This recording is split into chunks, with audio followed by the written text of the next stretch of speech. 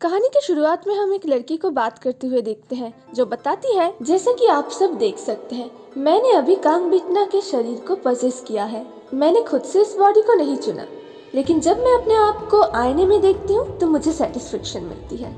उसके बाद scene change होता है उसी लड़की की तरफ जिसे हम खून में लथपथ बीच सड़क में पड़े हुए देखते हैं। उसके बाद हम देखते हैं उसकी डेथ हो जाती है और उसकी आत्मा उसके बॉडी के अंदर से बाहर आ जाती है। तभी उसके सामने एक मिस्टीरियस दरवाजा प्रकट हो जाता है। वो दरवाजा काफी अजीब था और उस दरवाजे के ऊपर लिखा हुआ था, जो एक बार हेल में एंटर कर जाता है उसकी सारी उम्मीद खत्म हो जाती है। वो लड़की उसी दरवाजे से अंदर चली जाती है। उस लड़की की आत्मा जिस जगह एंटर करती है उस जगह का नाम था मर्डर हेल, जहाँ जो लोग मर्डर करते हैं उनका विचार किया जाता है और उन्हें हेल में भेजा जाता है। मर्डर हेल की जज जस्टिसिया है, जो एक डीमन है और गुनहगारों को उनकी सजा सुनाती है। जस्टिसिया का सेक्रेटरी वालक बताता है कि सिस्टम में कुछ गड़बड़ होने के कारण एक आत्मा गलती से यहाँ पहुँच गई है। जस्टिसिया उस वक्त एक मर्डरर से डील कर रही होती है। वो कहती है, तुम्हें पता है एक मर्डर की सजा क्या है? 20,000 साल तक हेल में सड़ना, और तुमने तो मुझसे रूडली बात भी की, इसलिए मैं तुम्हें सजा के तौर पे 50,000 साल तक हेल में भेजती हूँ सड़ने के लिए। उसके बाद भलक उसे हेल में भेज देता है। ये सब देख के उस लड़की की आत्मा बहुत ही डर जाती है। वो कहती है, मेरा नाम कांगबिटना है और मैं भी एक जज हूँ। जस्टिसिया कहती है, तो तुमने कितने मर्डर किए? कांगबिटना कहती है, मैंने आज तक किसी का मर्डर नहीं किया। भलक कहता है, ये गलती से यहाँ आ गई है। जस्टिसिया कहती है, वो यहाँ आई है ना, ये मेरी जगह है ना, तो मैं डिसाइड करूंगी कि उसके साथ क्या करना है। कांगबिटना रोती है और कहती है, मैंने किसी का मर्डर नहीं किया है, प्लीज मेरी बात सुनो। जस्टिसिया ये सब नहीं सुनती। वो कहती है, अगर तुम एक बार यहाँ आ चुकी हो तो मेरा काम है तुम्हें हेल में भेजना। भलक जस्टिसिया से कहता है, आप एक बार ध्यान से सोचिए, अगर एक बार इसे हेल में भेज दिया तो हम कुछ नहीं कर सकते। अगर बाइल को इस बारे में पता चल गया तो वो गुस्सा होंगे। जस्टिसिया नहीं सुनती और कांगबिटना के सोल को हेल में भेज देती है। तभी वहाँ पे हेल का सबसे ताकतवर और हेड डीमन बाइल वहाँ पे आ जाता है। बाइल कहता है, तुम तो बस एक स्पिरिट को हेल में पहुँचाने ही वाली थी जिसने कभी मर्डर किया भी नहीं। जस्टिसिया कहती है, इसमें मेरी कोई गलती नहीं। जिन गधों का काम था उसके सोल को रास्ता दिखाने का, वो गधे अपने काम में नाकाम रहे। बाइल कहता है, जो भी हो, गलती तुमने की है, इसलिए तुम्हें सजा भी मिलेगी। तुम्हें इंसानों की दुनिया में जाके 10 मर्डरर को सजा के तौर पे मार के हेल्प में भेजना होगा। भलक हंस रहा होता है। बाइल कहता है कि तुम्हें भी जाना होगा, और हाँ, तुम लोगों को ये सब किसी इंसानी शरीर में रहते हुए करना होगा। जिसको तुमने ऑलमोस्ट हेल में भेज ही दिया था, तुम्हें उसी के शरीर में रहना होगा। तुम्हारे पास ये मिशन कंप्लीट करने के लिए 1 साल है, और हाँ, अगर मना किया तो तुम मरोगी। जस्टिसिया कहती है, मैं ये सब कुछ भी नहीं करूंगी। बाइल कहता है, मरो फिर। उसके बाद बाइल अपने टेंटिकल्स से जस्टिसिया को मारने ही लगता है। जस्टिसिया दर्द से चीखने लगती है। वो कहती है कि मुझे मंजूर है, मैं वो काम करूंगी। उसके बाद बाइल उसे छोड़ देता है। उसके बाद जस्टिसिया कांगबिटना के बॉडी के पास जाती है और उसकी मेमोरीज चेक करने लगती है, जहाँ से पता चलता है कि कांगबिटना को किसी ने अचानक से आके चाकू मार दिया था, जिससे उसकी मौत हो गई। जस्टिसिया उसके बॉडी के अंदर एंटर कर जाती है। उसके बाद सीन प्रेजेंट में आता है, जहाँ हम कांगबिटना यानी कि जिसके अंदर जस्टिसिया है, उसे डॉक्टरों के पास एक सेमिनार हॉल में बैठे हुए देखते हैं, जो अभी तक ये सारी कहानियाँ डॉक्टर्स को बता रही थी। वो कहती है, आखिर में मैं एक सवाल करना चाहती हूँ, तो बताओ, अभी तक जो कुछ भी मैंने कहा क्या वो सच था, या फिर मैंने बस तुम लोगों को फेक स्टोरी सुना के बुद्धू बनाया? असल में कांगबिटना को इसी हॉस्पिटल में एडमिट किया गया था क्योंकि उसे चाकू लगी थी। जाहिर सी बात है, उसको हॉस्पिटल से डिस्चार्ज कर दिया जाता है। डॉक्टर कहती है, लेकिन तुम अपना ट्रीटमेंट कराना जरूर, और उसे अपना रिपोर्ट देती है। कांगबिटना अपना रिपोर्ट देखती है, जहाँ लिखा था डेल्यूशनल डिसऑर्डर। जाहिर सी बात है, डॉक्टर को ये सब डीमन वाली बात उसके मन का वहम लग रहा था। अगले सीन में हम बिटना को जज के ड्रेस में देखते हैं। आप लोगों को याद होगा, बिटना एक जज थी, तो वो कोर्ट रूम में जाती है। कोर्ट रूम में जाके वो जज की कुर्सी में बैठ के पहले ही अपना कोक ओपन करती है। ये सब देख के बाकी सब चौंक जाते हैं, क्योंकि एक जज का ऐसा बिहेवियर उनके लिए शॉकिंग था। उसके बाद वो अपना लैपटॉप ओपन करती है और कहती है, चलो देखते हैं आज का केस किस बारे में है। वो देखती है किसी ने एक पुलिस वाले पर असल्ट का केस कर दिया था। वो उस पुलिस वाले से पूछती है कि तुम बताना चाहोगे कि उस दिन क्या हुआ था? वो पुलिस ऑफिसर कहता है कि मैं एक सस्पेक्ट को चेस कर रहा था जिसने एक व्यक्ति को असल्ट किया था।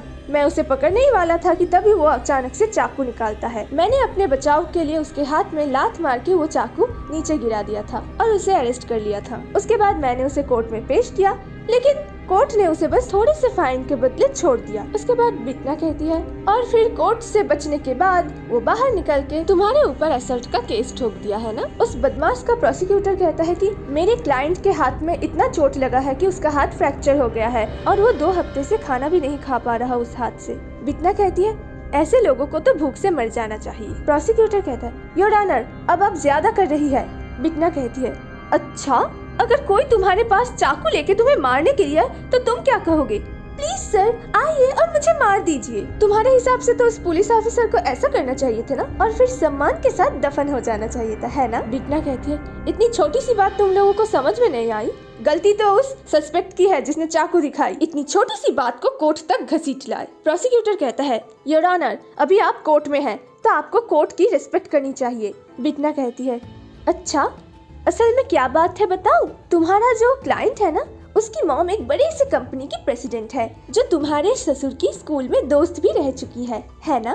उसके बाद सबको समझ में आ जाता है कि प्रोसिक्यूटर इतना क्यों अपने क्लाइंट का साइड ले रहा था। बितना पुलिस ऑफिसर को कहती है अब जल्दी से अपना आखिरी स्टेटमेंट दो। वो पुलिस ऑफिसर कहता है उस दिन से मुझे बहुत अफसोस है कि मुझे वो लात उसके हाथ पे मार के उसकी हाथ को पूरी तरह तोड़ देना चाहिए था। बितना कहती है तो तुम्हें कोई अफसोस नहीं? पुलिस ऑफिसर कहता है क्योंकि मैंने कुछ गलत नहीं किया। उसके बाद बितना पुलिस ऑफिसर को बाइज्जत कोर्ट से बरी कर देती है। उसके बाद बितना जल्दी से कोर्ट के बाहर जाती है जहाँ वो पुलिस ऑफिसर उससे मिलने जाता है, लेकिन बितना काफी जल्दी में थी। वो जल्दी से अपना कोट उतारती है और जज का सारा सामान उस ऑफिसर को देके कहती है क्या तुम्हें क्रिमिनल डिवीजन के ऑफिस 5th फ्लोर में जाके एक गोलू मोलू से आदमी को दे सकते हो? ऑफिसर कहता है मैं आपको थैंक्स कहना चाहता हूँ क्योंकि आपने बिल्कुल सही फैसला लिया। बितना कहती है मुझे थैंक्स कहने की कोई जरूरत नहीं है, मुझे किसने गलत किया किसने नहीं इन सब से कोई फर्क नहीं पड़ता। तुम्हें पता है मैं क्रिमिनल कोर्ट में क्यों हूँ? क्योंकि मैं वहाँ बहुत से क्रिमिनल से मिल सकती हूँ और उन्हें हेल में भेज सकती हूँ। पुलिस ऑफिसर कहता है जो भी हो आपने सही फैसला लिया, अगर फ्यूचर में कभी आपको मदद की जरूरत हो तो मुझे जरूर याद कीजिएगा। ये कह के वो अपना कार्ड कांग बितना को देता है। जहाँ हमें उस पुलिस ऑफिसर का नाम पता चलता है, उसका नाम है हनदाउन। उसके बाद बितना वहाँ से चली जाती है। उसके बाद सीन चेंज होता है क्राइम डिवीजन के ऑफिस में, जहाँ हम मंदो नाम के एक आदमी को देखते हैं जिसके अंदर असल में जस्टिसिया का जो सेक्रेटरी था वलक वो है। वहाँ पे हनदाउन आता है और बितना ने जो चीजें उसे दी थी वो उसको मंदो को दे देता है। मंदो कहता है इतनी इम्पोर्टेंट चीजें वो आपको ऐसे ही किसी स्ट्रेंजर को देके चली गई, लेकिन वो है कहाँ? हनदाउन कहता है मुझे नहीं पता, वो काफी जल्दी में थी। उसके बाद हम बितना को चर्च के अंदर जाते हुए देखते हैं जहाँ उसे जीसस की मूर्ति देख के ही आंखों में जलन शुरू हो जाती है, इसलिए वो सनग्लास पहन लेती है। जहाँ पे हम एक लड़की को रोते हुए प्रे करते हुए देख पाते हैं। वहाँ पे बितना जाती है और उस लड़की से बोलती है भगवान काफी क्रूएल है ना? वो लड़की कहती है तुम कौन हो? बितना कहती है मैं जज कांग बितना हूँ जिसके पास तुम्हारा केस आया है। अब मुझे बताओ अचानक से तुमने केस वापस लेने का फैसला क्यों लिया? तुमने नॉन पनिशमेंट लेटर भी सबमिट किया है। उसने तुम्हें बुरी तरीके से मारा पीटा, फिर तुम्हें धमकाया कि तुम्हें जान से मार देगा।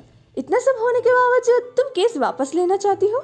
वो लड़की कहती है मैंने उसे माफ कर दिया और मैं चाहती हूँ जल्द से जल्द उसे छोड़ दिया जाए लॉकअप से। वो लड़की कहती है मैं केस वापस लेना चाहती हूँ, इतनी सी बात के लिए आप यहाँ तक चली आई? बितना कहती है मैं एक जज हूँ और एक जज को छोटी सच्चाई पे भी गौर करना चाहिए, इसलिए तो मैं तुमसे सुनना चाहती हूँ कि तुमने ऐसा क्यों किया? तुमने उसे माफ नहीं किया, तुम बस डर की वजह से ये सब कर रही हो, है ना? उसके बाद वो लड़की चुपचाप वहाँ से चली जाती है। बितना हार नहीं मानती और उसके पीछे जाके उसे रोकती है और कहती है अगर तुम ऐसा ही करती रहोगी तो मेरे पास कोई रास्ता नहीं रहेगा उसे छोड़ने के अलावा। वो लड़की कहती है मुझे जो कहना था मैंने कह दिया, मुझे परेशान मत कीजिए। तभी वहाँ से 2 पुलिस वाले गुजर रहे थे। वो लड़की उनको बुला के कहती है ऑफिसर्स मेरी मदद कीजिए, ये औरत मेरा पीछा कर रही है। बितना कहती है देखिए ऑफिसर मैं एक जज हूँ, लेकिन उसके पास उसका कोई भी आईडी प्रूफ नहीं होता क्योंकि सब कुछ उसने हनदाउन को दे दिया था, इसलिए पुलिस वाले उसे अरेस्ट कर लेते हैं। उसके बाद सीन चेंज होता है पुलिस स्टेशन में, जहाँ हनदाउन की टीम लीडर और जो उसकी मॉम भी है वो आके कहती है अरे तुमको कोर्ट से इतनी जल्दी छोड़ भी दिया, तो कौन है वो सेवियर जिसने तुम्हें कोर्ट से इतनी जल्दी रिहा कर दिया? तभी एक ऑफिसर आके कहता है कि चा मिनजोंग ने कॉल किया था कि कोई उसे फॉलो कर रहा है, उसको पुलिस ने पकड़ लिया है और जल्दी ही स्टेशन में ले आ रहा है। तभी पुलिस वाले बितना को स्टेशन ले आते हैं। हमें पता चलता है उस लड़की का नाम मिनजोंग है जिससे बितना चर्च में मिली थी। उसके बाद पुलिस वाले उसका आईडी कंफर्म करते हैं और उससे पूछते हैं कि तुम तो एक जज हो ना, तो तुम उसके पास क्यों गई थी? बितना कहती है उसका केस मेरे पास ही आया है, इसलिए मैं उससे पर्सनली मिलके पूछना चाहती थी कि वो आखिर केस वापस क्यों लेना चाहती है। मैं एक जज हूँ ना, तो मुझे सच्चाई जाननी चाहिए, भले कितनी भी छोटी सी सच्चाई क्यों ना हो। उसके बाद पुलिस वाले बिटना को पुलिस स्टेशन से छोड़ देते हैं। बाहर आके हंदाउन बिटना से कहता है कि मैंने गलती से आपका वो हॉस्पिटल वाला रिपोर्ट देख लिया। ये हॉस्पिटल तो हमारी कंट्री का सबसे बेस्ट और फेमस हॉस्पिटल है। बिटना कहती है तो तुम्हें क्या लगता है मुझे ट्रीटमेंट की जरूरत है? हंदाउन कहता है आपकी रिपोर्ट में आप बार बार अपने आप को डीमन बता रही थी। मुझे ये तो नहीं पता कि डीमन होते हैं या नहीं, लेकिन भगवान तो बिल्कुल नहीं होते। अगर होते तो इस दुनिया की हालत ऐसी नहीं होती। बिटना कहती है तुम इंसान हमेशा गलत सोचते हो। ये दुनिया भगवान या डीमन की वजह से ऐसी नहीं है, ये तुम इंसानों की वजह से ऐसी है। हंदाउन कहता है जो भी हो, आप बहुत ही अच्छी और एक सच्ची जज है। अगले दिन कोर्ट में हम देखते हैं मिन जियोंग का केस चल रहा होता है, जहां हमें पता चलता है मिन जियोंग का बॉयफ्रेंड मून उसे बहुत ही बुरी तरीके से मारता पीटता था। इन सब से बचने के लिए मिन जियोंग जब कहती है कि मुझे ब्रेकअप करना है, मून उसे बहुत ही बेरहमी से मारता है और धमकाता है कि वो उसे जान से मार देगा अगर दोबारा ब्रेकअप की बात की तो। मून का प्रोसिक्यूटर कहता है कि हाँ, मेरे क्लाइंट ने उसे मारा पीटा था, लेकिन उसको धमकाया नहीं था। असल में मेरा क्लाइंट उससे बहुत ही प्यार करता है, लेकिन इन्हें नहीं पता कि एक हेल्थी वे में रिलेशनशिप को कैसे कंटिन्यू करते हैं। विक्टिम का प्रोसिक्यूटर कोर्ट को उसकी कुछ तस्वीरें दिखाता है, जहां हम देखते हैं कितनी बुरी तरीके से उसने उसको मारा था, और फ्लैशबैक में हम देखते हैं वो उस चीज को एंजॉय भी कर रहा था। लेकिन कोर्ट में मून रो रो के नाटक करता है कि वो उससे बहुत ही प्यार करता है और ये सब तो बस एक हादसा था, और कहते हैं मुझे नहीं पता मैंने ये सब कैसे किया, बस मुझे बहुत ही गुस्सा आ गया था उस वक्त, लेकिन मैं उससे बहुत ही प्यार करता हूँ, मैं उसके बिना नहीं रह सकता। बिटना कहती है तो तुम क्या चाहते हो, तुम्हारी वजह से वो अपनी जान दे दे? मून कहता है बिल्कुल नहीं, मैं उसके पास दोबारा कभी नहीं जाऊंगा। विक्टिम का प्रोसिक्यूटर मून की 1 साल के लिए जेल डिमांड करता है। कोर्ट कहता है इसकी सुनवाई हम अगले दिन करेंगे। उसके बाद हम बिटना को ऑफिस में देखते हैं। मंदो कहता है इन सब केसेस से कुछ भी नहीं होगा, हमें मर्डरर्स को हेल में भेजना होगा। बिटना कहती है ऐसे ही चलता रहा तो हम 1 साल में कभी भी ये मिशन कंप्लीट नहीं कर पाएंगे। मंदो कहता है कि हमें अपना मिशन कंप्लीट करने के लिए 3 स्टेप फॉलो करने होंगे। पहला, हमें एक मर्डरर को ढूंढना होगा जिसे हम हेल में भेज सके। दूसरा, उस मर्डरर को हम कम से कम सजा देके जल्दी से जेल से रिहा कर दे। तीसरा, फिर उसे मार के हेल में भेज दे। लेकिन एक और रास्ता है, अगर हम किसी सीरियल किलर को ढूंढे जो 5 मर्डर किए हो, अगर हम उसको हेल में भेजे तो वो अकेला ही 5 लोगों को हेल में भेजने के बराबर होगा। अगर हम ऐसे 2 सीरियल किलर को हेल में भेज दे तो हमारा मिशन कंप्लीट। और अगर हम किसी ऐसे सीरियल किलर को ढूंढे जिसने 10 लोगों का खून किया है तो हमारा मिशन एकदम कंप्लीट। तभी बिटना को हंदाउन का कॉल आता है। वो कहता है कि मैं आपको कुछ जरूरी इन्फॉर्मेशन देना चाहता हूँ मिन जियोंग के केस के बारे में। बिटना उससे मिलने जाती है। हंदाउन कहता है मून एक घटिया इंसान है, अगर आप उसे ऐसे ही जाने देंगी तो मुझे डर है वो कहीं। बिटना कहती है कहीं मिन जियोंग का कत्ल न कर दे। ये कहते हैं उसके चेहरे पे मुस्कान आ जाती है। हंदाउन कहता है मुझे यकीन है आप उसे पक्का सजा देंगी लॉ के हिसाब से, मुझे आप पर यकीन है। उसके बाद हंदाउन कहता है कि अगर आप विक्टिम के पेरेंट्स से बात करेंगी तो आप इस केस के बारे में और जान पाएंगी। बिटना कहती है जरूर। बिटना मिन जियोंग के पेरेंट्स से जाकर मिलती है, जहाँ वो कहती है कि मैं चाहती हूँ आप हमारी ये मीटिंग सीक्रेट ही रखें। उसके पेरेंट्स मान जाते हैं। बिटना कहती है आपकी बेटी केस वापस क्यों लेना चाहती है? उसके पेरेंट्स बताते हैं उस दिन उसकी हालत देख के हमने ही केस दर्ज किया था। मेरी बेटी केस करना नहीं चाहती थी।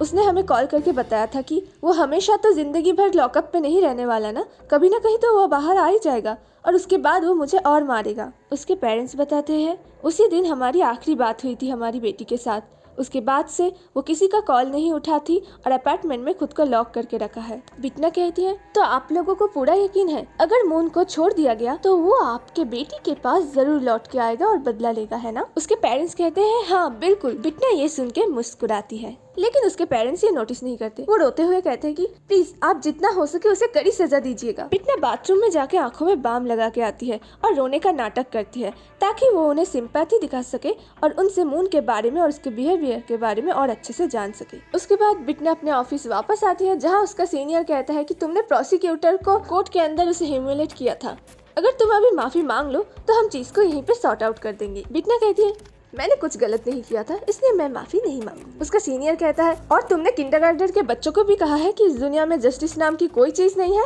एक जज होकर तुम ऐसा कैसे कह सकती हो? बिटना कहती है मैंने सच ही तो कहा है। उसका सीनियर कहता है तुम एक जज हो, तुम ऐसे कपड़े और इतने सारे मेकअप में घूमोगी तो लोग क्या सोचेंगे? बिटना कहती है यही कि मैं काफी खूबसूरत हूँ, अब चलो हटो यहाँ से, मैं काफी बिजी हूँ।